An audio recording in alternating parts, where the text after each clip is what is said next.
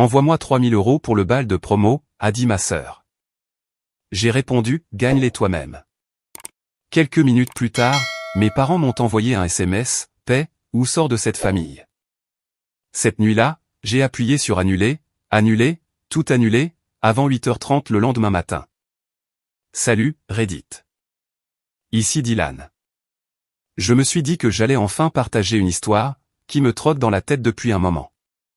Le genre qui commence par un drame familial, et qui se termine par un rappel à la réalité, que je n'avais pas vu venir. Ce n'est pas non plus l'un de ces contes larmoyants sur le pardon. C'est juste l'histoire d'un gars qui réalise, que parfois, aider les autres, cela se transforme en exploitation. Accrochez-vous. Celle-ci a mal tourné. Moi, Dylan, 35 ans, je dirige ma propre petite entreprise. Je m'en sors plutôt bien. Rien d'extravagant, mais je l'ai bâti de zéro. Pas d'aide, pas de raccourci, ce qui explique probablement pourquoi, ce qui s'est passé ce matin-là, m'a autant mis en rogne. J'étais au beau milieu d'un appel avec un client, quand mon téléphone a commencé à vibrer, comme s'il essayait de s'autodétruire. Je l'ai ignoré une fois, 2 fois, puis encore une fois. À la 5e vibration, j'ai cru que quelque chose avait pris feu quelque part. J'ai jeté un coup d'œil, j'ai vu le nom de ma sœur, Lexi, et j'ai immédiatement levé les yeux au ciel. Elle a 18 ans, elle est en dernière année de lycée, et c'est le genre de personne, qui traite le moindre petit désagrément, comme une véritable crise nationale. J'ai laissé l'appel aller sur la messagerie vocale, en me disant que je gérerais ça plus tard. Puis, un SMS est apparu. Envoie-moi 3000 € pour le bal de promo. J'ai littéralement ri aux éclats. Pendant la réunion, mon associé m'a regardé, comme si je perdais la tête. J'ai pensé qu'elle avait peut-être ajouté un 0 en trop par erreur, ou que c'était une blague stupide. Alors, j'ai répondu, tu veux dire 300 €, n'est-ce pas? Non. Elle m'a balancé, non, 3000 €. La robe, la limousine, les ongles, les photos, le spa pour ma peau, et les cheveux. Je veux que ce soit parfait. J'ai juste fixé mon téléphone, pendant 30 bonnes secondes. 3000 €, pour une danse de lycée. Pour cet argent, je pourrais m'offrir un week-end tout à fait correct, et il me resterait encore de quoi me payer un bon steak. J'ai répondu, tu as officiellement perdu la tête. Trouve-toi un boulot, et gagne-les. Simple, direct. Fin de la conversation, n'est-ce pas? Faux. Quelques minutes plus tard, mon téléphone s'est de nouveau allumé. Cette fois, ce n'était pas elle. C'était ma mère. Ta sœur a travaillé si dur cette année. Ne sois pas égoïste. Aide-la. Puis mon père, paie pour son bal de promo, Dylan. C'est la chose à faire. La chose à faire. Cette phrase a toujours été leur réplique préférée, depuis toujours. En gros, cela se traduit par « fais ce qu'on te dit », sans poser de questions. J'ai posé le téléphone face contre le bureau, et je l'ai fixé, comme s'il venait de m'insulter. J'avais largement aidé ma famille, plus que je n'aurais dû, pour être honnête. À chaque fois qu'ils disaient qu'ils étaient juste pour payer les factures, ou qu'ils avaient besoin d'un petit coup de pouce, je transférais de l'argent, sans aucune hésitation. Mais 3000 € pour un bal de promo, ce n'était pas de l'aide. C'était un sentiment de tout cuit, avec des paillettes par-dessus. Le reste de la journée s'est passé dans un brouillard. Je n'arrêtais pas de vérifier mon téléphone entre 2 tâches, en espérant que quelqu'un répondrait avec des excuses, ou au moins, une once de bon sens. Rien, juste le silence. Vers midi, j'ai reçu un message vocal de ma sœur. Je n'ai même pas eu besoin de cliquer sur lecture. Je savais exactement comment cela allait sonner. Pleurnichard, culpabilisant, dramatique. Je l'ai quand même écouté, parce que j'aime me faire du mal. Sa voix a explosé à travers le haut-parleur. Tu es tellement égoïste, Dylan. C'est juste le bal de promo. Pourquoi tu ne peux pas m'aider, pour une fois? Pour une fois. J'ai failli lâcher le téléphone. Pour une fois. Je payais leurs factures depuis des années. C'est moi, qui avais aidé quand papa avait arrêté de travailler. J'ai supprimé le message vocal, à mi-chemin. À 15 h, j'étais trop agacé pour me concentrer. J'ai fermé mon ordinateur portable, et je suis resté assis là, à rejouer toute la scène dans ma tête. Le ton de ma sœur, les SMS de mes parents, tout cela criait une seule chose. Ils s'attendaient à ce que je dise oui. Ils ne l'espéraient pas, ils ne le demandaient pas, ils l'exigeaient. C'est ce qui m'a le plus énervé. À un moment donné, le fait d'aider s'était transformé en obligation. Ils ne me voyaient plus comme un membre de la famille. Ils me voyaient comme un portefeuille ouvert, avec une connexion Wi-Fi. J'ai essayé d'appeler ma mère, juste pour dissiper le malentendu. Elle a répondu à la deuxième sonnerie, la voix déjà pleine d'arrogance. « Tu as fini d'ignorer ta sœur » a-t-elle lâché sèchement. J'ai pris une grande inspiration. « Maman, je ne vais pas payer 3000 € pour une danse de lycée. C'est ridicule. »« Tu peux te le permettre » a-t-elle rétorqué. « Tu as ta propre entreprise. Ce n'est pas comme si tu avais du mal à joindre les deux bouts. Et cela ne veut pas dire que je vais financer un cirque, ai-je dit. Elle a 18 ans. Elle peut trouver un travail à temps partiel. Tu ne parles pas à ta famille de cette façon, a-t-elle sifflé. Nous avons des difficultés, dit Lan. Tu n'as aucune idée de ce que nous avons traversé. Des difficultés, ai-je dit, en riant à moitié. Alors pourquoi a-t-elle besoin d'une robe de créateur, et d'une limousine? Silence. Puis elle a raccroché. Pas un seul, on en reparlera plus tard. Juste un clic. Puis, papa a enchaîné avec « paie pour le bal de ta sœur » ou ne prend même plus la peine de te dire membre de cette famille. J'ai juste fixé l'écran, abasourdi. Ce n'était pas une demande. C'était une menace. Le genre de choses que l'on attendrait d'un ex-manipulateur, pas de ses propres parents. Je suis resté assis là, à essayer de digérer l'audace de la chose, après tout ce que j'avais fait pour eux. Toutes les factures, les soi-disant urgences, les fois où j'avais couvert leurs erreurs, et ils avaient quand même le culot de me jeter le mot famille au visage, comme si c'était une sorte d'arme. 5 minutes plus tard, papa a envoyé un autre SMS, « Tu es censé aider. Ne rends pas les choses plus difficiles, qu'elles ne doivent l'être. » Ce message-là est resté coincé dans ma tête pendant des heures. Ne rends pas les choses plus difficiles. Comme si c'était moi, le problème. Comme si le fait de dire non, était une sorte de trahison du code familial. Je suis resté assis là, à fixer ces messages, le mot famille résonnant dans ma tête, comme un mauvais écho. Cela ne ressemblait plus à de l'amour. Cela ressemblait à une transaction. Pour la première fois, j'ai commencé à me demander si toute mon aide au fil des années n'était pas simplement devenue une attente de leur part. Avec le recul, j'aurais probablement dû le voir venir. Ma famille a toujours fonctionné sur le favoritisme, depuis que ma sœur a appris à parler. Elle était le bébé, l'enfant miracle, né des années après moi. La surprise, qu'il traitait comme de la royauté. Je n'étais que la première partie du spectacle. Tout ce que je faisais était attendu, mais tout ce qu'elle faisait était exceptionnel. C'était ça le modèle. Je travaillais dur, elle recevait des éloges. J'accomplissais des choses, on la célébrait, elle. Quand j'ai obtenu mon premier emploi à temps plein, mes parents m'ont dit, c'est bien. N'oublie juste pas de nous aider, quand nous serons plus vieux. Quand elle a obtenu son premier partenariat sur les réseaux sociaux, pour avoir posté des vidéos de maquillage, ils ont dit, elle ira loin. Cela a toujours été comme ça. Moi, en train de trimer pour prouver que j'étais capable. Elle, récompensée juste pour le fait d'exister. Et plus nous grandissions, pire c'était. Quand elle a eu 16 ans, mes parents l'ont surprise avec un cabriolet d'occasion. Quand j'ai eu 16 ans, je tondais des pelouses, pour économiser pour un ordinateur portable de seconde main. Ma mère appelait ça, forger le caractère. Apparemment, j'étais bourré de caractère, au moment où j'ai atteint l'âge adulte. Puis, il y a eu l'accident vasculaire cérébral de papa. Je me souviens encore de l'appel téléphonique. La voix de maman tremblait. Il s'était effondré au travail. Ils ont dit que c'était léger, mais qu'il ne pourrait pas reprendre à temps plein. J'ai eu l'estomac noué. Peu importe à quel point notre dynamique était toxique, il restait mon père. J'ai conduit directement à l'hôpital, j'y suis resté pendant des jours, pour gérer tout ce qui devait l'être. C'est là que les choses ont basculé. La culpabilité est une chose étrange. Elle peut vous faire des trucs stupides, au nom de la famille. Quand papa est sorti de l'hôpital, leurs finances étaient un désastre. Maman n'arrivait pas à suivre avec les factures, l'hypothèque, les frais médicaux. J'ai pris les choses en main.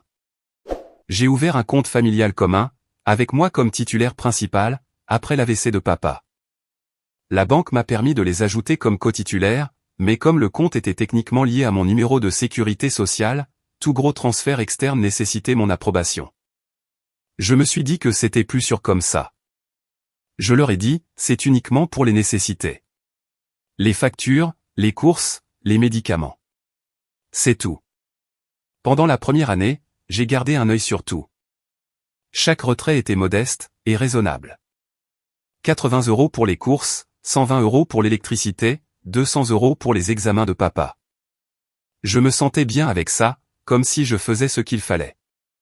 Je n'étais pas riche, mais mon entreprise marchait enfin bien, et je voulais prendre soin d'eux. C'est ce qu'un fils décent fait, n'est-ce pas? Puis, la vie est devenue très occupée. Mon entreprise a décollé. J'ai commencé à gérer de plus gros clients, et j'ai arrêté de vérifier le compte aussi souvent. Je leur faisais confiance. Ils avaient montré qu'ils pouvaient le gérer de manière responsable, alors j'ai relâché la pression. Grosse erreur. Lentement, les choses ont commencé à me paraître bizarres. Ma sœur a commencé à poster des photos en ligne. Des tenues chères, des brunchs de luxe, des week-ends avec des amis. Je n'y ai pas prêté attention au début. Peut-être qu'elle avait un emploi dont je n'étais pas au courant. Peut-être que mes parents lui donnaient de petites sommes d'argent de poche. Mais ensuite, maman a commencé à appeler plus souvent. Toujours avec une histoire vague. Nous avons eu une autre dépense imprévue, mon chéri. Est-ce que tu peux nous aider ce mois-ci? Quelle dépense, je demandais. Oh, tu sais, juste des factures. Toujours des factures. Jamais aucun détail précis. Et papa, il ne parlait presque plus. À chaque fois que j'essayais de demander ce qui se passait, il esquivait. Ta mère s'en occupe, disait-il, d'une voix neutre. Ou bien, c'est sous contrôle. Je me disais de ne pas trop y penser. Ils en avaient déjà assez bavé. Papa ne pouvait pas travailler. Maman était probablement stressée. Et ma sœur était jeune. J'ai continué à envoyer de l'argent quand il le demandait. Parfois, je demandais comment se portait le compte, et maman répondait, nous faisons attention. Ne t'inquiète pas, mais je m'inquiétais. C'est juste que je n'agissais pas en conséquence. Avec le recul, je pense que je ne voulais pas connaître la vérité. Je voulais continuer à croire que je faisais quelque chose de bien, que j'étais le gars responsable, qui maintenait les choses à flot, pendant qu'ils faisaient de leur mieux. L'idée qu'ils puissent réellement profiter de moi, était trop laide pour être acceptée. Mais les choses ont continué à s'accumuler. Les appels pour de l'argent sont devenus plus fréquents. Les explications sont devenues plus vagues. Le style de vie de ma sœur est devenu, d'une certaine manière, plus tape à accent grave-l'œil, même si elle n'avait pas de travail. Le calcul n'était pas bon, mais je l'ai ignoré. Quand on grandit en étant celui qui résout les problèmes, on commence à confondre le fait d'être utilisé, avec le fait d'être nécessaire.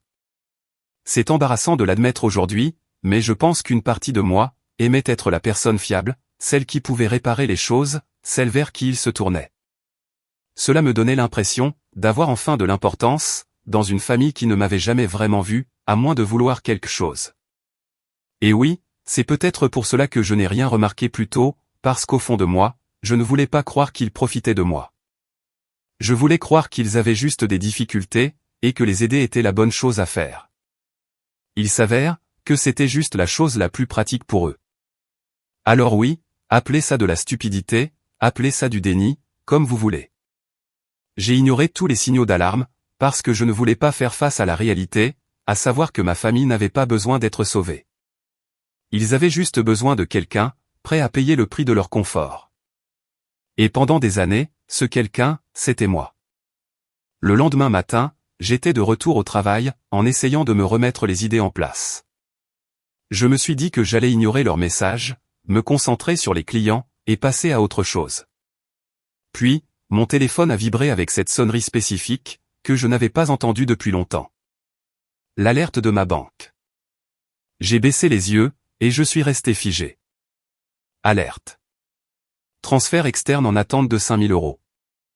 comme j'étais le titulaire principal du compte, la banque a gelé le transfert, et m'a envoyé une alerte de confirmation. Je n'en avais pas vu une comme ça, depuis des années. Pendant une seconde, j'ai cru avoir mal lu. Puis, j'ai vu l'heure, 8h42 du matin, soit moins de 24 heures après que ma sœur ait exigé 3000 € pour son bal de promo. Mon pouls s'est accéléré. J'avais configuré cette alerte il y a des années, pour m'avertir de tout retrait supérieur à 2500 €. C'était une mesure de sécurité, dont j'avais complètement oublié l'existence. Et maintenant, soudainement, elle clignotait vers moi, comme une sirène d'alarme. J'ai ouvert mon application bancaire, et j'ai fixé la notification en attente. 5000 €, depuis le compte familial commun. Ce n'était pas encore traité, ça restait juste là, en attente de confirmation. Mon estomac s'est noué. Je n'avais pas touché à ce compte depuis des mois. Puisque le compte était techniquement à mon nom, tout gros transfert comme celui-ci, nécessitait mon approbation manuelle. Ils pouvaient utiliser librement leur carte de débit pour les dépenses courantes, l'épicerie, l'essence, peu importe. Mais là, c'était différent. Cela signifiait que quelqu'un avait essayé de sortir de l'argent du compte, de manière totale. Quoi qu'il en soit, je n'allais pas simplement cliquer sur « Approuver ». J'ai d'abord appelé ma sœur. Elle a décroché après la deuxième sonnerie, avec une voix de quelqu'un qui vient de se réveiller. « Bonjour », ai-je dit, d'un ton plat. « Tu as essayé de sortir 5000 balles du compte familial ? » « Quoi » a-t-elle marmonné. « Non, de quoi tu parles ? » « Ne joue pas à l'idiote, Lexi. J'ai reçu une notification. Un transfert en attente de 5000 €. Je n'ai rien fait, a-t-elle dit rapidement, son ton passant d'endormi à sur la défensive. Demande à maman. Donc, tu n'as aucune idée de ce que c'est ? Non, a-t-elle lâché sèchement. Et arrête de m'accuser de tout. Tu deviens paranoïaque. Ouais, ai-je dit. C'est marrant comme le paranoïaque finit toujours par avoir raison, dans cette famille. Elle a soufflé, tu es ridicule, et a raccroché. Typique. Autour de maman. Je n'avais même pas envie d'appeler, mais il le fallait. Elle a répondu dès la première sonnerie, adoptant déjà son ton doux, mais manipulateur. Dylan, comment vas-tu ? Arrête ça, ai-je dit. Pourquoi y a-t-il un transfert de 5000 € en attente, sur le compte commun ? Il y a eu une pause. Puis elle a dit, oh, ça. Ne t'inquiète pas. C'est juste quelque chose qu'on devait couvrir. Tu peux y aller, et l'approuver. Couvrir quoi exactement, ai-je demandé. Tu sais, des factures, des réparations, des choses comme ça. Les factures ne coûtent pas 5000 balles, maman. Elle a soupiré bruyamment, comme si c'était moi qui étais déraisonnable. Ton père a été très stressé. Ta sœur a son bal de promo qui arrive. Nous essayons juste de rendre les choses plus faciles. J'ai ri, mais il n'y avait pas la moindre trace d'humour là-dedans. Donc, plus facile, ça veut dire vider le compte sans demander. Ne sois pas dramatique, a-t-elle claqué. Tu agis comme si nous étions en train de te voler. Vous n'êtes pas loin de voler, ai-je dit. Fais attention à ce que tu dis, a-t-elle dit froidement. Nous sommes une famille. Tu n'aurais même pas cette entreprise, si nous ne t'avions pas soutenu. Soutenu, ai-je répété. Tu veux parler du soutien moral, fait de culpabilisation constante ? Dylan, il faut que tu te calmes. Approuve le transfert, et arrête de faire une dispute pour tout. Je n'approuve rien du tout, tant que tu ne me dis pas à quoi ça sert. Une autre pause. Puis elle a dit, plus doucement cette fois, tu comprendras quand tu verras les photos. Quelles photos ? Celle du bal de promo de ta sœur. Et c'était tout. Elle a raccroché. Je suis resté là, à regarder mon téléphone, comme s'il avait insulté mon intelligence. Les photos. Elle voulait que j'approuve un transfert de 5000 €, pour des photos de bal de promo. Je l'ai refusé immédiatement. Je n'ai même pas pris la peine d'appeler mon père. Il ne ferait que répéter ces bêtises. Ta mère s'en occupe, ou ne la stresse pas, le même scénario à chaque fois. Mon cerveau tournait en boucle. S'ils étaient assez confiants pour demander 5000 € d'un coup, combien de petites transactions m'avaient échappé, sans déclencher d'alerte ? Je n'avais pas vérifié l'historique détaillé depuis des mois, peut-être des années. Il me fallait des réponses, de vraies réponses. C'est alors que j'ai pensé à Sam. Sam est un ami de longue date, et c'est ma personne de référence à chaque fois que quelque chose sent mauvais. Il est avocat, vif comme l'éclair, et ce n'est pas le genre à adorer la pilule. Je lui ai envoyé un texto rapide. Et mec, j'ai besoin d'un œil de juriste sur un truc. C'est peut-être lié à la famille. Il a répondu en quelques secondes. Ça a déjà l'air grave. Passe au bureau ce soir. 18h parfait, ai-je répondu. Le reste de la journée, je n'ai pas pu me concentrer sur quoi que ce soit. À chaque fois que mon téléphone vibrait, je pensais que c'était un autre retrait. Je n'arrêtais pas de vérifier l'application, juste pour m'assurer que le statut en attente n'était pas passé à l'approuver. Ce n'était pas le cas. Pas encore. Mais le timing, les excuses, la façon désinvolte dont maman en avait parlé, tout cela s'emboîtait un peu trop bien. Ils ne paniquaient pas, car pour eux, ce n'était pas du vol. C'était normal. C'était attendu. Quand 18h est arrivé, j'ai conduit jusqu'au bureau de Sam. Il m'attendait, manches retroussées, sirotant un café, comme s'il avait déjà prédit le désastre. Quoi de neuf? A-t-il demandé. J'ai tout déballé. Le texto du bal de promo, la culpabilisation, l'alerte de 5000 €. Il s'est adossé à sa chaise. Tu ne l'as pas approuvé, n'est-ce pas? Bien sûr que non. Bien, a-t-il dit. Amène ton ordinateur portable demain. Je t'aiderai à fouiller dans l'historique du compte. Voyons voir ce qu'ils ont trafiqué. J'ai hoché la tête. Merci, mec. J'ai un mauvais pressentiment à propos de tout ça. Tu devrais, a-t-il répondu. J'avais bloqué un transfert de 5000 €, mais les dégâts se produisaient depuis bien longtemps. Et alors que j'étais assis là, à regarder l'écran, j'ai réalisé. Ils n'avaient pas seulement demandé de l'aide. Ils avaient construit tout leur style de vie, en s'attendant à la recevoir. Le lendemain soir, j'en avais fini avec les suppositions. J'ai conduit jusqu'au bureau de Sam directement après le travail, portant toujours la même chemise à moitié repassée que le matin même. Toute la journée n'avait été que du bruit, des appels, des emails, et cette même alerte de 5000 €, qui restait dans ma boîte de réception comme une bombe à retardement. Je ne l'avais pas approuvée, évidemment, mais j'avais besoin de savoir ce qui se passait vraiment. Fini les peut-être.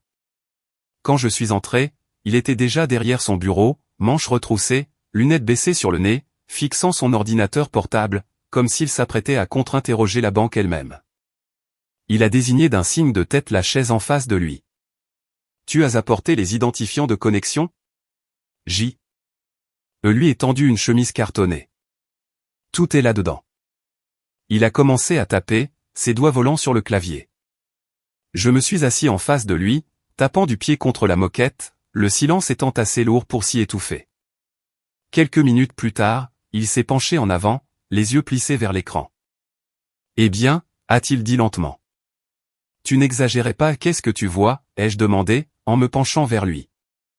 Il a tourné l'ordinateur portable vers moi. Regarde ça. Cela dure depuis des années. Les premières pages semblaient normales. De petites transactions, des supermarchés, des paiements pour l'eau et l'électricité. Puis, le schéma a changé. Les centaines se sont transformées en milliers. Et puis, il y avait des noms, qui n'avaient rien à faire là. Des bijouteries, des boutiques de vêtements, des agences de voyage, et ce qui ressemblait à un organisateur d'événements pour bal de promo. Ça m'a fait défiler la liste, le ton posé mais ferme. Ces débits remontent à 4 ans. Assez petits individuellement pour que tu ne les remarques pas, mais mis bout à bout. Il a affiché le total. On parle d'un peu plus de 80 000 €. Ma poitrine s'est serrée. J'ai fixé l'écran, essayant d'assimiler ce chiffre. 80 000 €. Il a hoché la tête. Ouais. Une hémorragie lente. Ils ont probablement pensé que s'il restait sous le radar, tu ne vérifierais jamais. Je me suis massé les tempes. Je me sens comme un idiot. Honnêtement, tu le es, a gloussé Sam. Mais tu as fait confiance à ta famille. C'est ce qui rend la chose si douloureuse. J'ai déjà vu de nombreux cas comme celui-ci. J'ai regardé à nouveau la répartition. Des frais de bijouterie apparaissaient tous les quelques mois. Des noms de boutiques que je ne reconnaissais pas. Des paiements à ce qui semblait être une agence de voyage à Kansas City. Puis ces petites charges sournoises. 300 € ici, 450 € là. Toujours étiquetées comme dépenses diverses de la maison ou dépenses personnelles. Sam a continué à faire défiler l'écran. Des sociétés de cartes de crédit, aussi. Ils ont détourné ton argent, pour couvrir leurs dettes. Je me suis penché en avant, la mâchoire crispée. Donc, toutes ces fois où ils disaient qu'il manquait d'argent pour les factures, ou qu'ils avaient une urgence médicale. C'étaient des mensonges, a terminé Sam à ma place. Ça m'a frappé de plein fouet, mais pas de la manière à laquelle je m'attendais. Je ne me sentais ni triste, ni brisé. J'avais juste froid, comme si j'avais finalement franchi le cap de la déception. Sam m'a jeté un coup d'œil. Tu veux voir le truc du bal de promo? J'ai froncé les sourcils. Comment ça? Il a mis en surbrillance l'une des transactions récentes. J'ai presque ri. Il n'avait même pas essayé de s'en cacher. Il ne pensait pas avoir besoin de le faire, a dit Sam. Il supposait probablement que tu ne vérifierais plus jamais. Il n'avait pas tort. Il m'avait dressé à regarder ailleurs. À croire que la famille est de la famille, cela signifiait « ferme-la, épais ». Je me suis affalé dans la chaise, regardant l'écran lumineux. Plus de 80 000 balles, ai-je répété doucement. C'est la somme que je leur ai fondamentalement offerte. Sam a hoché la tête, et a commencé à imprimer les relevés. Chaque page sortait de l'imprimante avec un clic sec. La preuve de 4 années de manipulation. Il m'a tendu une liasse épaisse. Je garderai ça en lieu sûr. Tu en auras besoin, si les choses tournent mal. Tournent mal, ai-je demandé. Des gens comme ça n'admettent pas simplement qu'ils ont tort, a-t-il répondu. Ils doublent la mise. Là non plus, ils n'avaient pas tort. J'ai feuilleté les pages, parcourant les transactions, les dates, les magasins. Chaque ligne ressemblait à une gifle, un rappel à quel point j'avais été aveugle. Celle de maman, nous avons eu un autre mois difficile. Celle de papa, nous luttons pour joindre les deux bouts. Celle de ma sœur, je mérite ça. Chaque mot repassait dans ma tête, mais maintenant, il sonnait différemment. Moins comme des supplications, et plus comme des répliques répétées. Toutes ces urgences, des mensonges, jusqu'à la dernière. J'aurais dû avoir le cœur brisé, mais ce n'était pas le cas. J'étais passé outre. C'est comme si, une fois que vous voyez jusqu'où quelqu'un est prêt à aller pour profiter de vous, la partie liée à l'amour s'éteint tout simplement. De retour chez moi, j'ai étalé les feuilles imprimées sur ma table de cuisine, comme des pièces de puzzle. Des lignes de transactions, de dates, et de dépenses remplissaient chaque centimètre carré de la surface. Bijoux, boutiques, voyages, organisateurs d'événements, encore et encore. C'était comme regarder ma propre générosité, être détaillée en articles de luxe. J'ai sorti mon téléphone, et j'ai fait défiler les anciens SMS de ma mère. On est juste ce mois-ci. Tu peux nous aider pour les courses? La voiture a besoin de réparation. Chaque message était maintenant assorti d'un signe de euro dans ma tête. Aucun d'entre eux n'était réel. Je suis resté assis là pendant des heures, à juste regarder tout ça. Mon téléphone a vibré quelques fois. Maman, papa, et même ma sœur. Je n'ai pas répondu. J'avais fini de me justifier, auprès de personnes qui ne m'écoutaient que lorsque je payais leurs factures. Ce n'était pas une question de vengeance. Il ne s'agissait pas de rendre l'appareil. Il s'agissait d'y mettre fin. Vers minuit, j'avais tout empilé proprement dans un dossier. Chaque impression, chaque relevé bancaire, chaque mensonge documenté. J'ai fixé ce dossier pendant un long moment, puis je l'ai posé près de la porte d'entrée. Demain, j'allais leur rendre visite. Non pas pour me disputer ou supplier pour obtenir une explication, mais juste pour en finir avec ça, une bonne fois pour toutes. Le lendemain matin, je me suis réveillé tôt. Je n'ai même pas eu besoin de réveil. J'avais à peine dormi. Je n'arrêtais pas de fixer ce dossier sur la table, comme si c'était une sorte d'arme chargée. À 7 heures, je l'ai pris, je suis monté dans mon pick-up, et j'ai pris la route pour aller chez mes parents. Leur maison se trouvait dans un quartier de banlieue calme. La même pancarte Home Sweet Home, qu'ils avaient depuis les années 90. Le genre d'endroit qui a l'air normal de l'extérieur, mais dont vous savez, que les murs ont entendu beaucoup de cris. Quand je me suis garé dans l'allée, j'ai pris une grande inspiration, j'ai pris le dossier, et j'ai marché jusqu'à la porte. Avant même que je ne puisse frapper, ma mère a ouvert, comme si elle attendait. « Dylan » a-t-elle dit, avec un sourire crispé, et une fausse chaleur. « T'es-tu enfin calmé ?» Je suis entré, sans répondre. L'air à l'intérieur semblait lourd, non seulement à cause du chauffage étouffant, mais aussi à cause de la tension. Mon père se tenait près de la fenêtre, les bras croisés, le visage indéchiffrable. Ma sœur était sur le canapé, faisant défiler l'écran de son téléphone, comme si elle s'en fichait complètement. « Assieds-toi » a dit ma mère. « Nous devons parler. »« Ouais » ai-je répondu, en jetant le dossier sur la table basse. « On doit parler. » Elle a froncé les sourcils, en voyant la pile de papier. « Qu'est-ce que c'est ?»« Des preuves » ai-je dit d'un ton neutre. Son sourire a tressailli. « Des preuves de quoi ?» Je me suis assis, j'ai étalé lentement les papiers. Commençons par celui-ci. Des paiements aux sociétés de cartes de crédit. Sur 4 ans, vous avez utilisé mon argent, pour rembourser au moins 3 cartes différentes. Ensuite, il y a les dépenses de la bijouterie, les reçus de boutique, et au. J'ai sorti une feuille, et je l'ai fait glisser de l'autre côté de la table. L'organisateur du bal de promo. Celle-là est nouvelle. Ma sœur a levé les yeux de son téléphone une demi-seconde, puis a baissé la tête. Pas même un tressaillement. Le visage de ma mère est passé de pâle à rouge en un temps record. « Comment oses-tu fouiller dans nos finances » a-t-elle craqué. « C'est privé. » J'ai laissé échapper un rire sec. « Privé ? C'est mon compte. »« Tu crois qu'on te vole » a-t-elle rétorqué. « Tu veux que je lise les totaux à voix haute » ai-je dit, en tournant une autre page. Parce que celui-ci, ici, j'ai tapoté la ligne du relevé. Tu veux bien expliquer celui-là. Mon père a finalement pris la parole, la voix basse mais ferme.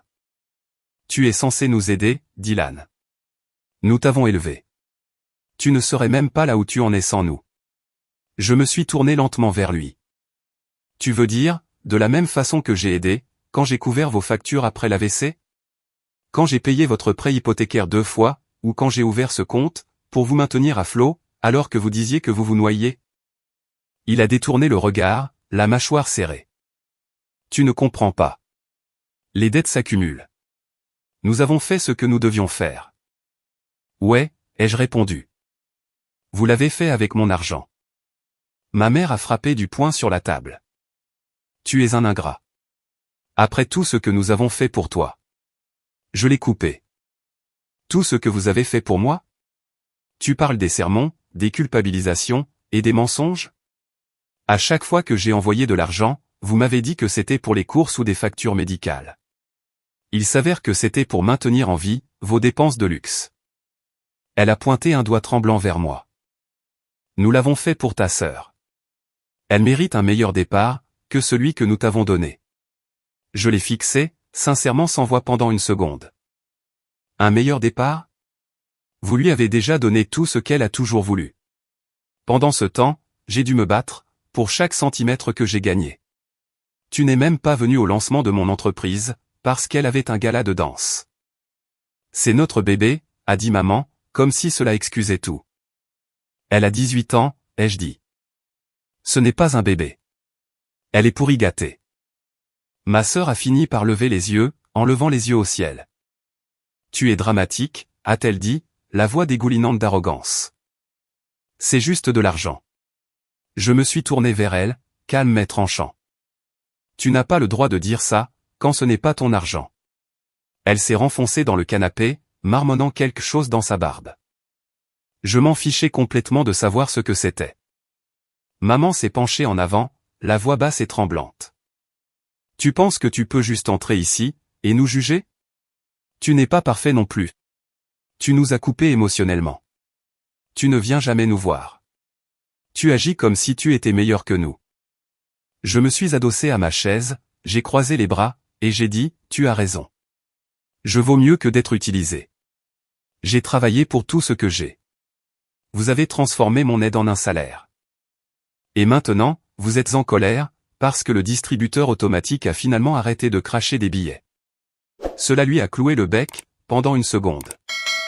Papa a essayé d'intervenir à nouveau. Tu ne peux pas juste abandonner ta famille comme ça, mon fils. Je me suis levé, en rassemblant les papiers. Vous m'avez abandonné en premier, ai-je dit doucement. Au moment où vous avez décidé, que mentir était plus facile que de demander. Maman a bondi du canapé. Ne nous tourne pas le dos, Dylan. Tu détruis tout ce que nous avons construit. Je me suis arrêté sur le pas de la porte, et j'ai regardé en arrière. Non, maman. C'est toi qui as fait ça, le jour où tu as appris à ma sœur, que l'amour est accompagné d'une étiquette de prix. Son visage s'est figé. Mon père a détourné le regard. Ma sœur a continué à scroller, comme si de rien n'était. Et juste comme ça, j'ai su qu'il n'y avait plus rien à dire. J'ai franchi la porte, pendant qu'il criait derrière moi.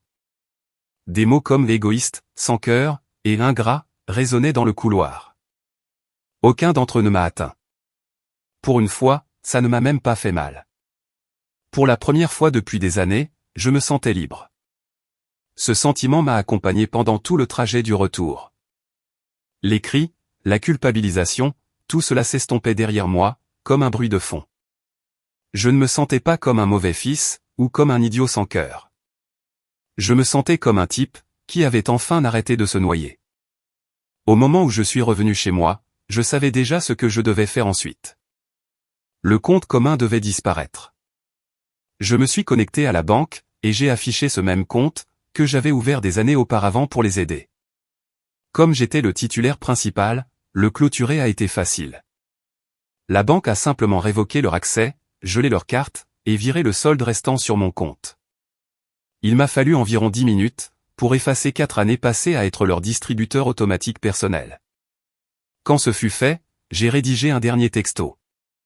Pas de longue explication, pas de discours, pas de clôture émotionnelle, juste ceci, le compte est fermé.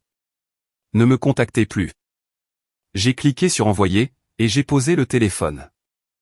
Il n'a même pas fallu une minute entière, pour qu'il commence à vibrer. D'abord ma mère, puis mon père, puis ma sœur.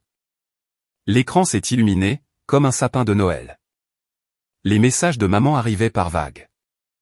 Dylan, qu'as-tu fait? Tu es cruel. Nous avons des factures à payer. Le ton de papa était plus froid. Ce n'est pas la façon de gérer les choses. Tu déchires la famille. Ne fais pas quelque chose que tu regretteras. Puis est venue ma sœur, bien sûr. Waouh, tu es sérieusement pathétique. Tu as tout gâché pour moi. J'espère que tu es content, minable. J'ai regardé les messages affluer, l'un après l'autre. Puis, j'ai fait ce que j'aurais dû faire, il y a des années. Je les ai bloqués. Tous. Textos, appels, emails, disparus. Le silence qui a suivi m'a semblé presque irréel. Pendant des semaines, mon téléphone n'a pas vibré. Pas d'urgence, pas de culpabilisation, pas de difficulté. Pour la première fois de ma vie d'adulte, je pouvais vraiment respirer, sans avoir l'impression de devoir des excuses à quelqu'un parce que j'avais du succès. Je me suis plongé dans mon travail. Mon entreprise s'est développée, les clients ont continué à affluer, et mes journées sont devenues plus calmes. Pas paisible tout de suite, juste calme, de cette manière étrange, quand votre cerveau attend encore un chaos qui ne vient jamais. De temps en temps, je me demandais ce qu'il faisait. Pas parce qu'il me manquait. Ce n'était pas le cas. Mais parce la curiosité est une habitude difficile à perdre. Je n'ai jamais essayé de les contacter, cependant. J'avais tracé ma ligne de manière claire. Environ 3 mois plus tard, j'ai quand même eu ma réponse. Elle est venue de mon cousin Tyler, l'un des rares membres de la famille, qui avait encore une boussole morale en état de marche. Il m'a appelé un après-midi, pendant ma pause déjeuner. « Et mec », a-t-il dit prudemment. « Tu as entendu ce qui se passe avec tes parents ?» J'ai froncé les sourcils. « Non, pourquoi ?» Eux, ont perdu la maison. Je me suis arrêté en pleine bouchée. « Comment ça, ils l'ont perdu ?» Saisi. Apparemment, ils n'arrivaient pas à suivre les paiements. Ils ont déménagé dans un petit appartement, près du centre-ville. Je me suis adossé à ma chaise. Tu plaisantes. Il a soupiré. J'aimerais bien. Ils ont déclaré faillite le mois dernier. Je n'ai rien dit pendant un moment. Non pas parce que j'étais choqué, mais plutôt parce que je ne l'étais pas. Au fond de moi, je l'avais vu venir depuis le début. On ne peut simuler la stabilité que pendant un certain temps, avant que la réalité ne vous rattrape. Tyler a continué à parler. Ta sœur travaille maintenant, cependant. Un emploi dans la vente au détail, dans l'une de ces chaînes de vêtements. C'est la première fois qu'elle a un travail. Je crois que ça m'a fait sourire en coin. Je suppose que le fonds pour le bal de promo a fini par s'épuiser. Il a laissé échapper un petit rire. Ouais, mec. La vie les a frappés durement. Nous avons parlé encore quelques minutes, principalement de petites choses, puis nous avons raccroché. Je suis juste resté assis là pendant un moment ensuite, à regarder par la fenêtre. Le ciel me semblait plus dégagé, ce jour-là. C'était peut-être juste dans ma tête, mais tout me semblait plus léger. Ils avaient brûlé tout l'argent. Ils avaient perdu la maison, dont ils s'étaient vantés pendant des années. Et cette même sœur qui m'avait traité d'égoïste, pliait maintenant des vêtements pour le salaire minimum. Je ne ressentais pas de joie face à ça. Aucune partie de moi n'était assise là, à célébrer leur chute. Ce que je ressentais, c'était plus proche de la clarté, comme si l'univers avait enfin rééquilibré ses comptes. Pendant des années, je les avais portés, je m'étais convaincu que j'étais un bon fils, et que les aider, c'était la définition même de la famille. Mais maintenant, avec le bruit en moins, j'ai réalisé une chose simple, et moche.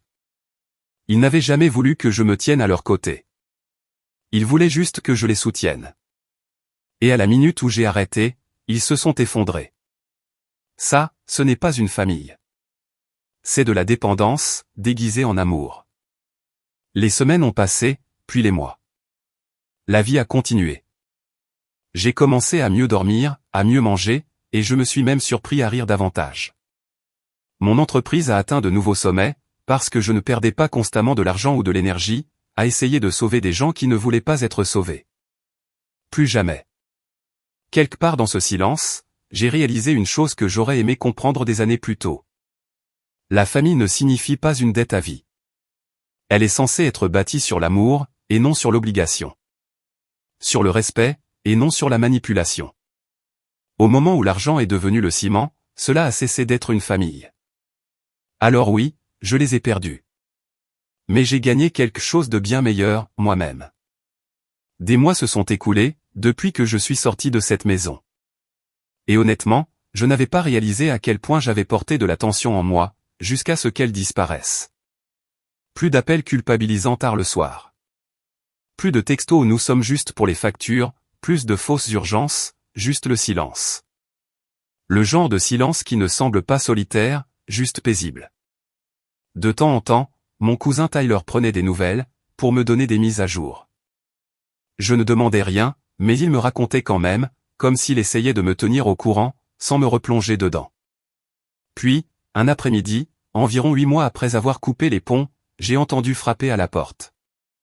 J'ai failli ne pas ouvrir, mais la curiosité l'a emporté. Quand j'ai regardé par le Judas, mon estomac s'est un peu noué. Elles étaient là, ma mère et ma sœur, debout côte à côte, comme si elles avaient répété la pause. Ma mère tenait un petit sac, comme si elle avait apporté quelque chose, probablement un accessoire émotionnel. Ma sœur avait les bras croisés, et portait des lunettes de soleil, même si le temps était nuageux. J'ai entrouvert la porte. « Qu'est-ce que vous voulez ?» Le sourire de maman était crispé, répété. « Est-ce qu'on peut entrer ? On veut juste parler. » Parler, ce n'est généralement pas pour ça que vous venez ici, ai-je dit. Elle a soupiré, la voix douce. « S'il te plaît, Dylan. Nous avons fait des erreurs. Nous voulons juste arranger les choses. » Je les ai regardées toutes les deux, en essayant de lire leur visage. Ma sœur n'arrivait même pas à établir un contact visuel. Elle scrutait mon Porsche, comme si elle préférait être n'importe où ailleurs. Contre mon meilleur jugement, je me suis écarté, et je les ai laissés entrer. Maman s'est immédiatement lancée. « Nous avons traversé beaucoup de choses depuis ton départ, a-t-elle dit en s'asseyant. Ton père est retombé malade. Nous avons perdu la maison. Les choses ont été difficiles. J'ai entendu dire, ai-je répondu froidement. Elle a hoché la tête rapidement, comme si elle espérait que la sympathie finirait par me faire craquer. Nous avons réalisé à quel point nous avions tort. Tu essayais seulement d'aider, et nous avons profité de ça. Nous sommes vraiment désolés. Ma sœur a fini par prendre la parole. Son ton était robotique. Ouais, on n'aurait pas dû te dire ces choses-là. Ça avait presque l'air crédible. Presque. Puis, ma mère a sorti une enveloppe de son sac, et l'a fait glisser sur la table. Nous essayons de nous remettre sur pied, mais les dettes, eh bien, elles s'accumulent à nouveau. La banque est impossible à vivre. Nous avons juste besoin d'un petit coup de pouce, pour cette toute dernière fois. Et voilà. La vraie raison de leur visite. Je me suis adossé, et je les ai fixées toutes les deux. Vous savez, j'attendais en fait de voir combien de temps ça prendrait, avant que vous ne redemandiez de l'argent. Le visage de maman est devenu pâle. Ce n'est pas juste. C'est tout à fait juste, ai-je dit. Vous jouez au même jeu depuis des années. Vous pleurez, vous vous excusez, et ensuite, vous tendez la main. Sa voix a tremblé. Tu ne comprends pas ce que nous traversons. Oh, je comprends parfaitement, ai-je dit en me levant. Vous essayez toujours de faire de vos problèmes ma responsabilité. Le masque de ma sœur s'est fissuré. Elle a alors laissé tomber son faux calme, et a ricané. Tu es pathétique. Tu es assis là, à faire le grand seigneur parce que tu as de l'argent, mais tu n'es qu'un idiot égoïste qui a abandonné sa famille. Je me suis tourné vers elle, plus calme que jamais. Tu plies des jeans dans un magasin, parce que tu n'as jamais appris la valeur du travail. Ne me parle pas de responsabilité. Sa mâchoire s'est décrochée, et pour une fois, elle n'a pas eu de répartie. Maman s'est levée aussi, les larmes aux yeux. Tu as changé, Dylan. Avant, tu te souciais de nous. Je m'en souciais, ai-je dit. Jusqu'à ce que je réalise, que s'en soucier n'était qu'un autre moyen pour vous de me contrôler. Elles m'ont dévisagé toutes les deux, en attendant que je cède. Je ne l'ai pas fait. J'ai pointé la porte du doigt. Nous avons terminé ici. Ma sœur a marmonné quelque chose dans sa barbe, en sortant en trombe. Maman s'est attardée une seconde, espérant peut-être que j'allais l'arrêter, ou réalisant peut-être que je ne le ferais pas. Puis elle est partie aussi, refermant la porte derrière elle. Le silence qui a suivi était lourd, mais il n'était pas douloureux. C'était du soulagement, pur et simple. Je suis resté là pendant un moment, à regarder l'endroit vide où cette enveloppe était posée sur la table. J'aurais pu les aider. J'avais l'argent, mais ce n'est pas de ça dont ils avaient besoin. Ce dont ils avaient besoin, c'était de vivre enfin dans le monde qu'ils avaient construit, sans mon filet de sécurité. Cette nuit-là, je me suis assis dehors sur mon porche, pour regarder le soleil se coucher. L'air était frais, calme, mon téléphone restait silencieux, et j'espérais que cela resterait ainsi. J'ai pensé à la façon dont tout le monde dit que la famille, c'est tout, mais personne ne parle du fait que, parfois, la famille est ce qui vous vide de toute votre énergie. Poser des limites ne fait pas de vous quelqu'un de cruel, cela vous permet de rester sain d'esprit. Et oui, il raconte probablement encore aux gens que je suis froid, égoïste, sans cœur. Mais je dors très bien, car en fin de compte, ils m'ont traité d'égoïste pour avoir protégé mon argent. Mais ce n'est pas moi, qui ai volé ma propre famille. Enfin, YouTube vient de lancer cette nouvelle fonctionnalité Hype. Si vous avez accroché à cette histoire, défoncez ce bouton Hype. Cela indique à YouTube, cette vidéo mérite d'exploser, et cela permet de continuer à proposer des histoires encore plus folles.